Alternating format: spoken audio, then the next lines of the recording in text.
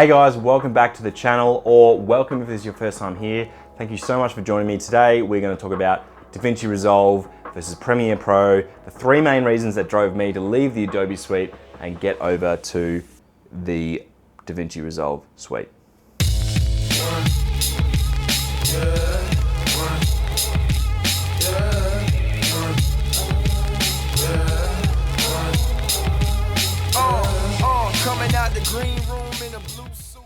All right friends, my name is Ed. I'm a Melbourne-based photographer, videographer, and small business marketer. As I mentioned before, we're talking about Davinci Resolve versus Adobe Premiere Pro / After Effects, and why I made the switch from Premiere Pro over to Davinci Resolve for all my commercial work as a professional videographer. Three main reasons, guys. Number one, this was a big thing for me, is performance. It has been well known with Adobe Premiere Pro and After Effects that they destroy computers. They use up so much RAM, they're not optimized very well, they crash all the time, and you can have a pretty high-end computer and it's still gonna struggle to run Adobe Premiere Pro. Adobe's been known to have so many bugs in their programs, and it's quite obvious for me that it's just not optimized well. The thing I love about Davinci Resolve, it is an extremely smooth program. I personally haven't done the tests, but there are some guys out there, and I'll link them below in the description if I can find them, that have done tests about graphic processing, optimization, or acceleration through Davinci Resolve versus Adobe Premiere Pro. One video I remember seeing is basically the guy had Davinci Resolve and Premiere Pro running the same effects, and Davinci Resolve ended up using 80% of the graphics card's capabilities, where Premiere Pro used about 20%, and the speeds at which it rendered it through was, I think it was about, Davinci Resolve was twice as quick or 3 times as quick. It was pretty crazy, but that just goes to show you that Adobe Premiere Pro is not optimized for the hardware. For that reason, I would say Davinci Resolve is much more accessible to people because you don't need as good of a computer. Number two, and this is a big thing for a lot of people, price. We all know photography and videography is an extremely expensive hobby to get into. It's really funny, you know, you always talk to your partner, your friends, and you know, oh, I want the new lens. Oh, how much is it? Oh, it's only like $3,000. And they're just sitting there going like, you know, because that's like for where I am, 3 months rent. So yes, they are business tools and they are something that will help you make money, but obviously there is that upfront costs. And you know, we're talking about one lens, and then you got a camera body, then probably a second lens, you know, maybe a second camera body, lights and all that sort of stuff. Like, the prices to get into this industry are huge if you want to be making high-end content. Obviously it's much more accessible than it used to be, but there are other things behind the scenes that people don't see and don't recognize, like subscriptions or payments for programs. For me, I am not a fan of the subscription model at all. Best thing about Davinci Resolve, and the reason why I did probably end up making that jump, is that I didn't have to purchase anything to try out the fundamentals of the editing program. When you get Davinci Resolve 16, which is completely free, you can basically do everything that you can do in Premiere Pro minus a few things. Where you're gonna sort of lose out is if you do any sort of animation, which is something I do in my commercial work, or any sort of graphical effects. You're not gonna be able to do that. You can do that in studio, but that does cost you, for me it was 450 Australian dollars. I think it's like 300 US or something like that.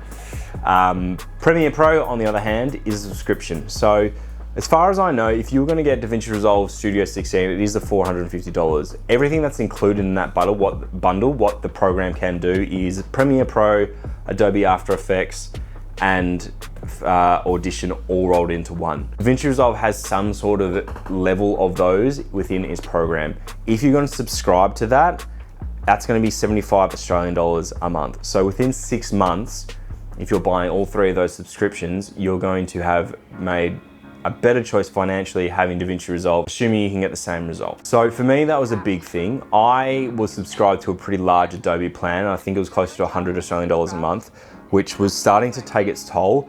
When I was working full time and still doing this as a freelancer on the side, it wasn't such a big deal because I had a pretty good income with my other job, and then I was still making pretty good money with where I was now. So that $100 a month didn't sting as much. Obviously noticed it, but didn't sting as much. And I was in a much better position financially then than I was as a freelancer. Obviously, as you guys know, as a freelancer, we'll have really good months and then there'll be some real slow months. So I started to track my spending and where money was going pretty quickly after I left my full-time job and had to focus solely on getting money through camera work and marketing work and photography, videography, all that. So when it came down to it, the fact that Adobe cost so much, that really hurt. And I really don't like the subscription model in the sense that I'm renting the program from them, I don't own it. Whereas when you've purchased Davinci Resolve 16 Studio, you own that outright. You will get that plus any updates to Studio 16 until they keep putting out updates. There's no extra purchases. You will obviously have to purchase 17 if it ever comes out.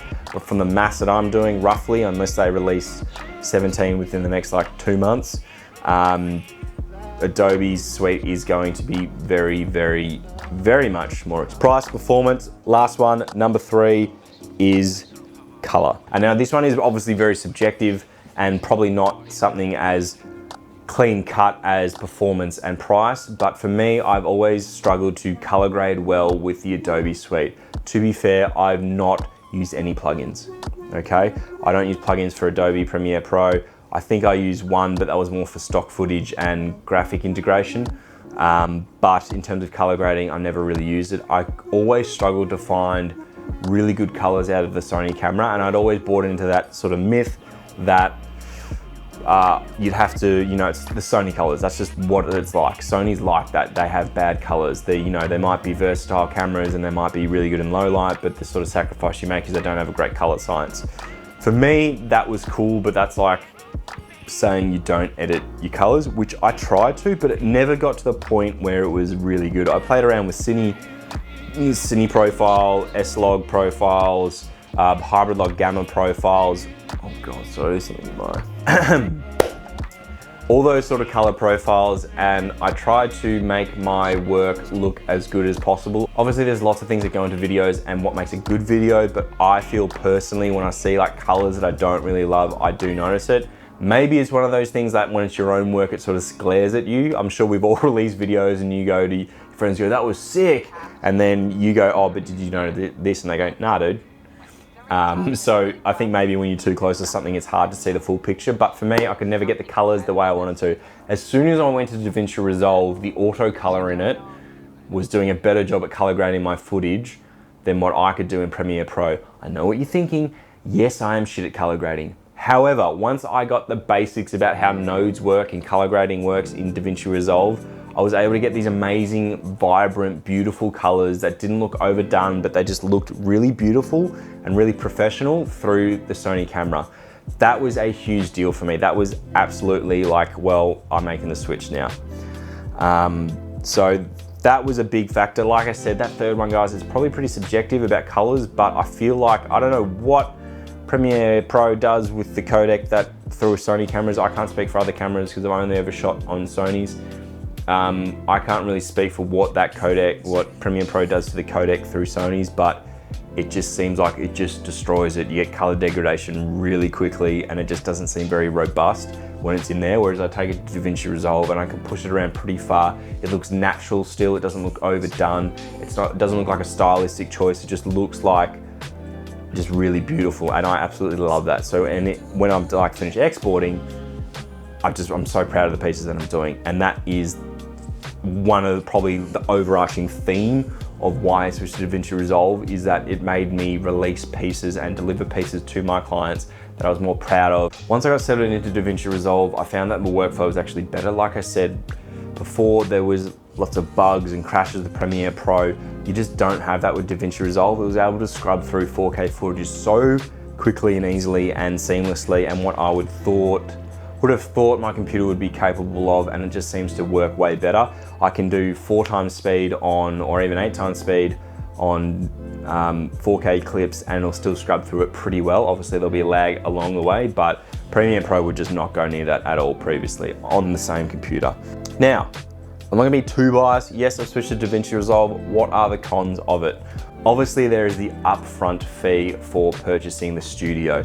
The problem with Davinci Resolve 16 base level is you're pretty limited in what you wanna do. Who I would suggest that is for, the base level, would be for anybody that's just doing YouTube talking head videos like this. You're just doing overlay footage, you're not doing any graphical integration or any really advanced editing. If you're just into your speed ramps and maybe luma fades and those sorts of transitions, and you don't want any graphical like stuff floating around the bottom or do any sort of animation, Davinci Resolve 16 would be absolutely fine for you. This is a perfect example of what you can use it for.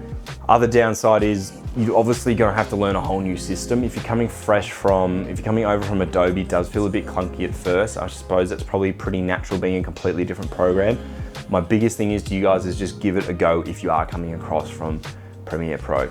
It's not exactly easy to learn, but once you've done a few videos, edited through a few videos through and you get it down pat, you are going to find that the workflow is much quicker with Davinci Resolve than it is with Premiere Pro. It's a little bit more intuitive. I think we've just sort of learnt with Premiere Pro what to do through that one, so it's not intuitive anymore, if that makes any sense. Another negative for Davinci Resolve is because it hasn't been widely used as an editing program for a long time. It's mainly just been that color grading tool. There isn't nearly as many resources online for Davinci Resolve. So there are a couple of really good channels to learn editing techniques, but obviously because it hasn't been overly popular, hasn't been the industry leader like Adobe has, the amount of information available, how to learn how to edit, how to learn how to do different techniques, and the variety of techniques you can learn through YouTube and blogs and all that sort of stuff in terms of editing. Premiere Pro has mountains on top of Davinci Resolve. Davinci Resolve has very little, and its integration isn't as in-depth as Premiere Pro. So if you're someone that really likes the drag and drops, you know, just like the graphical integrations, and you just like having a plugin and then dragging it in, then Adobe is definitely for you. If you're a person that likes to build all that stuff from the ground up and you'd rather have something fresh and original in your videos, Davinci Resolve is for you.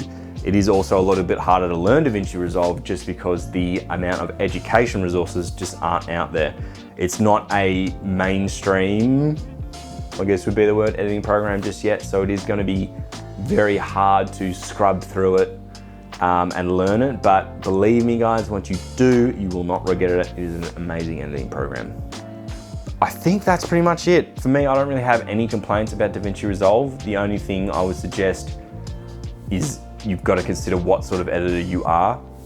For basic level editing, you do not need anything more than Davinci Resolve. You probably don't even need to look at After Effects. We definitely don't need to look at After Effects from Adobe. Premiere Pro, obviously you're gonna have to pay for. I think their trial's only 7 days or 14 days. But if you were looking for serious editing, some people don't like that upfront fee of $450 or $300 US. So that might be a factor for them. They might like the subscription model. But that is pretty much it, guys. Long and short of it, Davinci Resolve will work better for me and my workflow. At the end of the day, these are just tools to get you to get your content to clients, to YouTube, to Instagram, to wherever you want to put it. And you've got to choose the best thing that works for you. Don't let anybody on the internet tell you what to do, because at the end of the day, they don't even know who you are. I don't know who you are. I'm just trying to help you guys out and give you a little bit of advice and just sort of talk you through why I made the switch. For those who want my personal opinion rather than an objective thing, as objective as I've tried to be, Davinci Resolve kicks the shit out of Premiere Pro and After Effects. I feel like Adobe has been quite lazy in their approach to how they've handled the industry. They've been the market leader for so long. It's sort of that classic case of they've been in front so long, there's no one's been able to touch them as an overall editing program, that they've gotten a little bit lazy, and Blackmagic has just come out of nowhere to sort of, I guess, dethrone them. And at this point, I'd say they are 50-50. If you're like very, very into the Adobe sphere and you like it and it works for you, then go for it. If you're one of those people that is struggling with editing and you find it's crashing a lot, then maybe consider giving Davinci Resolve a go. All right guys, that is it from me. Thank you so much. I am going to be coming to you guys with a little review of this guy, the Rode Wireless Mic Go, next week, because it is what I'm using primarily as my mic. For those of you who don't know, and I don't know why you would know because I've never mentioned it before, I used to use the Rode Filmmakers Kit, which is an amazing mic, but from what I can see, the only real advantage to it, no, we don't even need to go through that. We'll do that in the video. So that is it from me, guys. Like I said, review coming next week of this little mic. We're doing some gear reviews coming up and talking about different editing techniques, especially through Davinci Resolve. So thank you so much for tuning in. I really appreciate it, guys. I hope you have a fantastic week, fantastic day, wherever you are in the world. If you have got this far, please subscribe, comment. What are you editing on? I want to know. Have you made the switch to Davinci Resolve? What's holding you back? Are you definitely not even going to try it? You don't even have any interest in it? Are you locked in? I know some people have to use it because some clients request it. I can't say I'm that involved in the sphere just yet. I get to pick and choose my clients and they don't care what I edit on. But if you're one of those people, let me know. I want to hear everything about it because I think this is super interesting. It's been a super interesting shift in the industry, and it's really cool to see a little bit of change and things moving a little bit dynamically in the software version. Because as we know, hardware in this industry goes up and down all the time with your cameras anyway. With this whole mirrorless game, it's been insane over the last 2 years. But anyway, guys, thank you so much for tuning in. I'll see you again soon.